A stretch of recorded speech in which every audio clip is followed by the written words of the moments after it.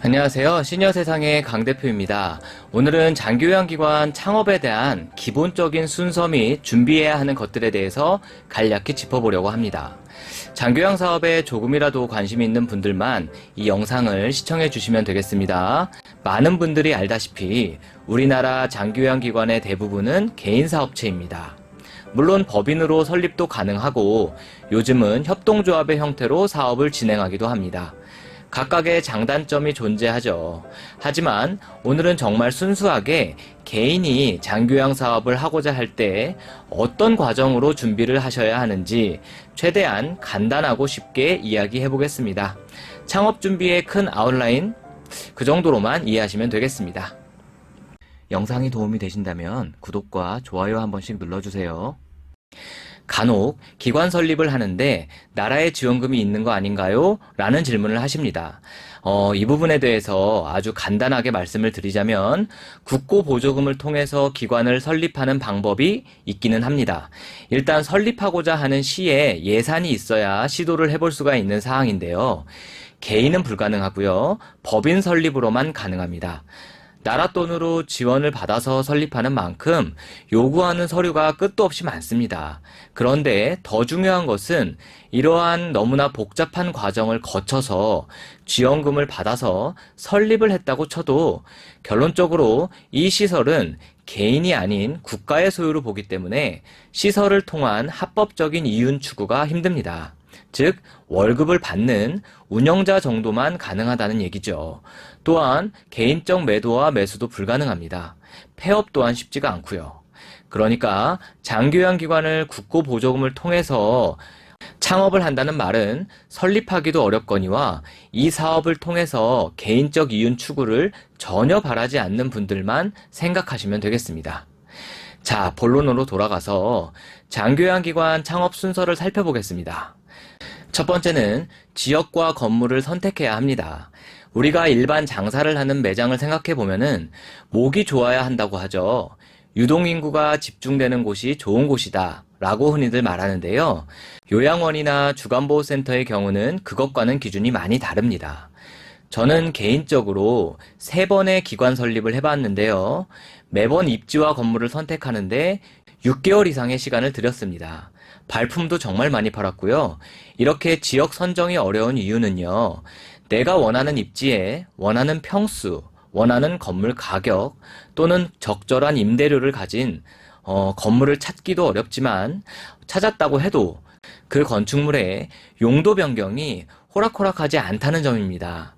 기본적으로 요양원과 주간보호센터는 건축법상 노유자 시설로 용도가 변경이 되는지가 중요합니다. 또한 많은 분들이 알고 계시지만 요양원의 경우는 자가 건물에만 설립이 가능하고 주간보호센터의 경우는 임대와 자가 모두 가능합니다. 간혹 토지를 가지고 계신 분들 중에 무작정 요양원 건물을 올리면 되는 거 아닐까 라고 생각하는 분들이 계신데요. 해당 토지가 개발 제한 구역이나 보전 지역 등이 아닌지 확인을 꼭 하셔야 합니다.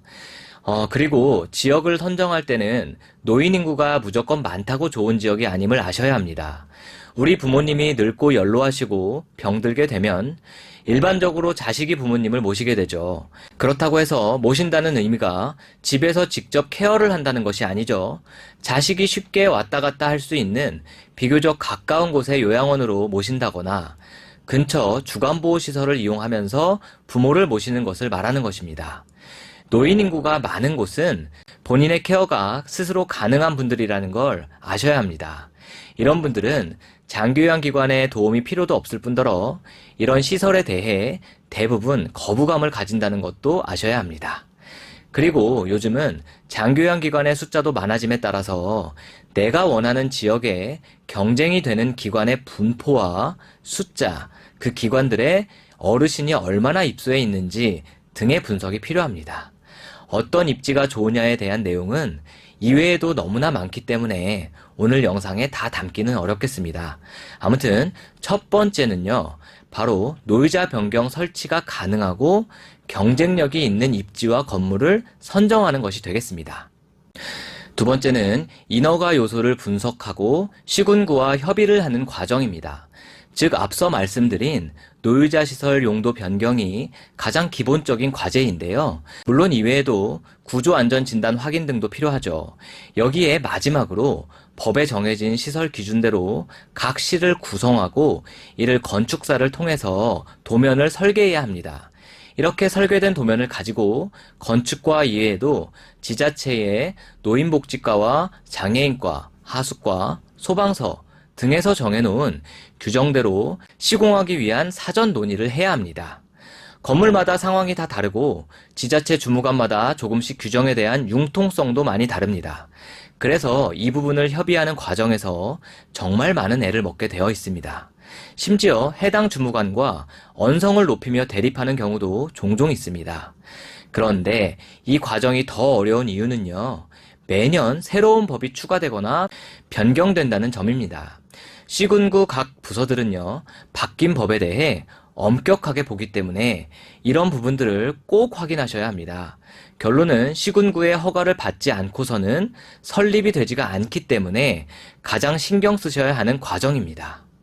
다음 세 번째는 건축 및 인테리어 시공 과정입니다. 우선 건축과 인테리어 시공을 책임질 업체를 선정해야겠죠. 이 과정에서의 한 가지 팁은 요양원 및 주간보호시설의 시공을 많이 경험해본 업체에 맡기는 것이 좋습니다. 특히 실수 없이 빠른 시간 안에 공사를 완료하는 것이 중요한데요. 물론 이 과정은 설계된 도면대로 시공을 하는 과정이지만 사업자 개개인의 가용 자금 및 원하는 인테리어 스타일에 따라서 천차만별이 될 수가 있습니다. 하지만 여기서 중요한 점은 예쁜 인테리어가 중요한 것이 아닙니다. 앞서 말씀드린 건축과, 노인복지과, 장애인과, 소방서 등등의 부서들의 기준에 모두 부합이 되어야 하기 때문에 공사 과정의 순서나 일정을 잘 선정해야 한다는 겁니다. 자칫 실수하게 돼서 공사 일정이 지연되거나 하면 예상에 없는 상당한 지출과 일정 지연을 경험할 수가 있습니다.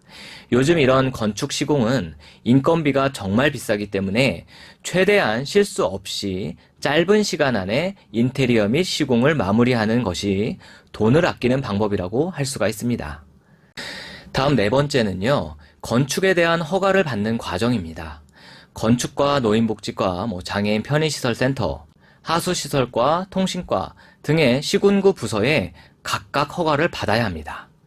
직접 건물에 나와서 살펴보고 허가를 내주는데요.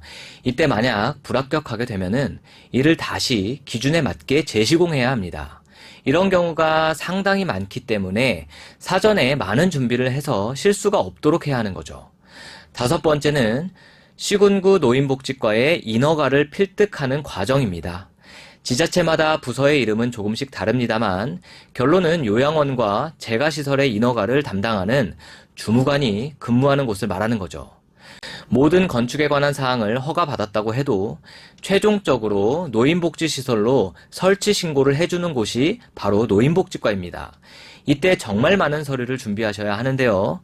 무엇이 필요한지는 크게 어렵지가 않습니다. 그냥 노인복지과 담당 주무관에게 요청하시면 알려줍니다. 요즘은 준비해야 할 문서 목록을 서식화해서 편리하게 제공해 주기도 합니다. 대략 20개가 넘는 서류들을 준비해야 하는데요. 그 중에 가장 준비가 필요한 것은요, 바로 운영규정, 사업계획서, 예산서 등입니다. 이 서류들이 가장 중요한 이유는 시설 허가를 승인해주는 심의위원회가 가장 중점적으로 보는 서류들이기 때문입니다. 일반적으로 주무관들은 이 20개가 넘는 모든 서류들을 정리하고 취합해서 심의위원들이 쉽게 볼 수 있도록 책자 형식으로 제공을 해줍니다. 결론은 이 심사위원들이 모든 서류들을 심사하고 점수를 매기는데 기준 점수를 넘어야만 비로소 주무관으로부터 설치 신고증을 받을 수가 있는 것입니다. 만약 서류의 내용이 점수 미달로 판정이 되면 다시 재구비하거나 수정 및 보완해서 제출하면 되지만 문제는 이 심의위원들이 모여서 심사하는 것은 한 달에 한 번뿐이라는 거죠. 즉 모든 공사를 다 완료하고 서류 심의만 남겼는데 여기서 떨어지게 되면 한 달을 또 기다려야 하기 때문에 불필요한 지출과 시간 낭비를 하게 되는 겁니다. 그래서 이 서류들은요, 아주 신경 써서 준비를 하셔야 합니다. 여섯 번째는 운영에 필요한 각종 기자재 및 물품 구비하기입니다. 쉽게 말해서 시설에서 어르신들이 생활하는 데 필요한 모든 집기와 물품, 직원들이 각자의 업무를 하기에 꼭 필요한 집기와 물품들을 말합니다. 이 부분은 사실 건물 인테리어 및 시공이 끝나자마자 인허가 서류를 준비하는 과정과 동시에 진행이 되어야 합니다. 노인복지과 주무관들이 직접 기관을 방문해서 어르신들이 실질적으로 생활이 가능하도록 모든 것이 완비가 되어 있는지 최종적으로 확인을 한 이후에 설치 신고증을 발급해 줍니다. 그래서 서류를 준비하는 동시에 모든 집기와 물품을 준비해야 한다는 말입니다. 7번째는 사업자 등록증 발급과 건강보험공단의 시설 등록하기입니다. 이렇게 시군구에서 설치 신고증 발급을 받게 되면 관할 세무서에 방문해서 사업자 등록증을 신청하고 발급받아야 합니다. 장교양기관은 사회복지법상 비영리기관으로 비과세 혜택을 받게 되죠. 그래서 사업자 등록증도 고유번호증으로 발급이 됩니다. 또한 설치 신고를 마무리한 이후 가장 중요한 일이 건강보험공단에 방문하는 일입니다. 쉽게 말해서 설치 신고는 시군구에서 허가해 주었지만 앞으로의 대부분의 운영에 있어서는 건강보험공단과 계속적으로 연계되어 운영을 하게 됩니다. 쉽게 말해 사업 운영에 필요한 장기요양급여를 받는 곳이 바로 건강보험공단이니까 내가 설치 신고된 기관을 건강보험공단의 네트워크에 연결을 시키는 작업이라고 생각하시면 됩니다. 이 또한 생소하시겠지만 결론은 건강보험공단에 가시면 자세히 안내를 받을 수가 있습니다. 너무 걱정 안 하셔도 됩니다. 마지막으로 이 모든 과정에서 동시에 진행되어야 하는 것이 바로 직원의 채용이 되겠습니다. 요양원이든 주간보호센터이든 어르신 한 분만 입소를 해도 필수 인력이 한둘이 아닙니다. 최소 5명 이상은 배치가 되는데요. 구인 공고는 주로 워크넷을 통해서 구인을 하게 되지만 아이러니하게도 전산상으로 시설 설치가 완료가 되지 않으면은 워크넷 사이트도 이용할 수가 없습니다. 결론은요. 직원을 미리 뽑아서 결정 지어 놔야만 영업이 바로 가능한데 시설 설립이 완료되기 전에는 워크넷을 이용할 수 없다는 말입니다. 알아서 구인하라는 말이죠. 정말로 알아서 구인해서 배치시켜야 합니다. 여기까지 장교양기관, 특히 요양원이나 주간보호센터 창업을 생각하시는 분들을 위해서 간략하게 기관 설립 순서를 말씀드렸습니다.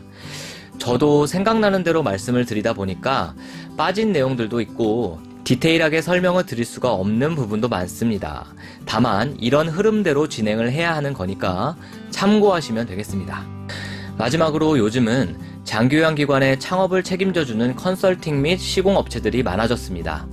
물론 그들은 컨설팅 비용을 받고 진행을 해주는 곳이지만 이도저도 너무 복잡하고 비용을 좀 들여서 좀 더 편하고 확실하게 설립 허가 및 공사를 마치고 싶으신 분들은 컨설팅 업체를 잘 알아보시고 활용하시는 것도 나쁘지 않은 방법이라고 생각합니다. 왜냐하면 결론은 창업 비용도 중요하지만 운영을 얼마나 잘 해나갈지가 더 중요하기 때문이죠. 창업 과정에서 너무 많은 애를 먹게 되면은 정신적으로 상당히 많은 스트레스를 받을 수가 있습니다. 그러기보다는 설립 허가가 난 이후에 얼마나 빠르게 어르신들을 입소시키고 기관 운영을 어떻게 유연하게 해나갈지를 고민하는 것이 더 효율적이라고 볼 수도 있겠습니다.